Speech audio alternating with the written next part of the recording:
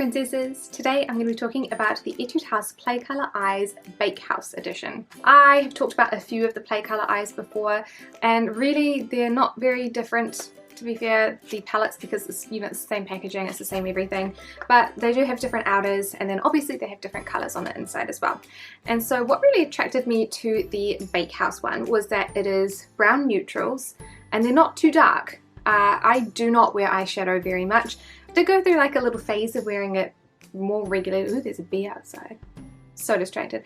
I did go through a phase of wearing it more regularly last year, but I've kind of like backed down and like I just don't wear it that much. So lighter colours definitely work better for me, and I do like a good sparkle. So you can kind of see why I would like this kind of palette. It was also requested, and this is back in like November, and I did buy it in November actually, and then the post took a million years to get here, and then I moved house and now it's February, and I'm hoping to get this review up in February, but I still haven't done like the eye swatches, so I need to put all of the colours on each individual eye. So for this one, it has a really long product description which says, eyeshadow palette inspired by freshly baked bread and other early morning treats. Just like a warm cup of coffee, apply these warm brown shadows in the morning to perk up your eyes. Includes 10 shadows in glitter, matte and shimmer, as well as delicious sounding colours: cinnamon pastry, cream cheese bagel, mini cannelé, salty brownie, almond croissant, and much more. Eyeshadows come in soft, silky texture and long-lasting formula that stays on the eyes all day without smudging or creasing. Use the broad end of the applicator and apply all over eyelids. For a gradiated look, use the fine end. And thank you so much to Yes Style for providing that product description. I didn't think I was going to find anything for this one, because the Bakehouse is just a shade basically within the whole range, and so I really thought that it was just going to be like a generalized Play Colour Eyes description of the whole, eyeshadow range in total, but that's very exciting. So the packaging of this product is the general Play Colour Eyes packaging. It has a really cute little like picture of like a paddle board that has different kinds of breads. Either these are the tiniest bread I've ever seen in my life, or it's the biggest paddle board. I mean, it's just a picture, but you know what I mean. There are 10 shades in the collection, and there are a few sparkles and a few mattes. In general, I think that the shade range is really good. There are a couple of colours that I don't particularly love so much, but overall I seem to get a good amount of use out of most of the colours, which is really great. So the first shade is called Sugar Rusk, and this one is a really beautiful sort of champagne glitter. It's very light and it goes really nicely over the top of some of the other colours, but by itself it doesn't look like a huge amount. The second shade along is called Milk Latte, and I really struggle with this one because it's a really pale, warm, orangey brown, but it really doesn't look like anything on my eyelids, and I'm pretty fair, so I really struggle to see how this one's going to be that helpful. Pinecone is everything that Milk Latte is not. It is a really lovely warm brown. It's not too dark, but this is one that I'd probably use to darken up the outer third rather than as a crease colour. Acoustic Guitar is another really nice colour. It's one that I kind of use alone on my lid or in a more deeper look, because it does look a little bit darker on the skin than it does in the pan, which I think is really interesting. Cinnamon Pastry is another really pretty colour. This one is similar to Acoustic Guitar, but it's got more like a glitter in it, so I think this one is one of the jewel colours. It's a little bit lighter as well, so this matches well with a lot of other looks that I've done. Then we have Cream Cheese Bagel, which is like the white shade of the collection. This one you can kind of see it, but you can see it more in my eyelashes than anything else. I really have no use for this colour, if I'm being quite honest. Peach Coconut is one of my favourite colours. I use this one in the crease almost every single time I do a look, and it just blends seamlessly and beautifully. I absolutely love it. Next up is Mini Cannelé. I don't know if that's how you say that word, but we'll go with it, which is another one of my favourite colours after the one previous, which was Peach Coconut. This one I just find is slightly darker, and I really like this one for the outer third of my eye. I just think it looks so nice. Then we have Salty Brownie, which I really enjoy wearing. I've worn this one quite a few times just on its own, sheared out a little bit better than I've done here, and it's just a beautiful brown satin, which I really like.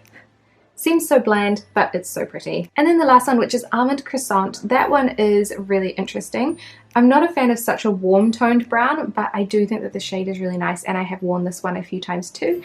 It has just a little bit of shimmer throughout, so it's not overwhelming and it's not satiny, but it's just really lovely. Okay, so today we're just going to be doing a light eye look because I'm going to go back to teach. My fringe is super grown out at the moment, so we're just going to do that with it. Real nice. So I think what I'm going to do is I'm going to use this brown in the crease, and then I'm going to be using this shimmery color over the lid. I'm just going to use these two colors, and I'm not going to darken it up because that for me is a bit more appropriate, or at least that's what I'm going to try and do. So this is how we're looking so far for the eyeshadow. I will move the fringe out of the way so you can see properly, but I think that this is just so stunning. I thought that that matte shade was going to be a little bit more on the orangey side based on what it looked like in the palette, but I just think that this is like the most beautiful looking, like very subtle but still like a little bit shimmery, you know, like lots of eyelashes, lots of like natural definition around the eyes with a little bit of glitter. I think that that is just so pretty and I love it so much. This is, I did another look with it that I really liked also. This is only the second time I've used the palette, but so far I really like it. It's almost like I have an affinity or just a love for general neutral palettes. So boring, but oh, I just get so much enjoyment out of using them. So for this look I used Beach Coconut through the crease, which is a mid-toned brown colour. Then I used Acoustic Guitar all over the lid, which is that sparkly brown colour. It wasn't quite as dark as I expected it to be, so it was quite nice. And then just to darken up the outer third, I used Mini Cannelé. I don't know how to pronounce that one. Whatever that one was. I used that one in the, just very lightly in the outer third as well, just to darken it up a bit. So overall, I am super pleased with this shadow palette. I think that it is really cute, so I like the packaging. I quite like the little picture, even though I think it's, you know, obviously not the right like sizes for everything. I still think it's quite cool. And I particularly like the shades in the palette.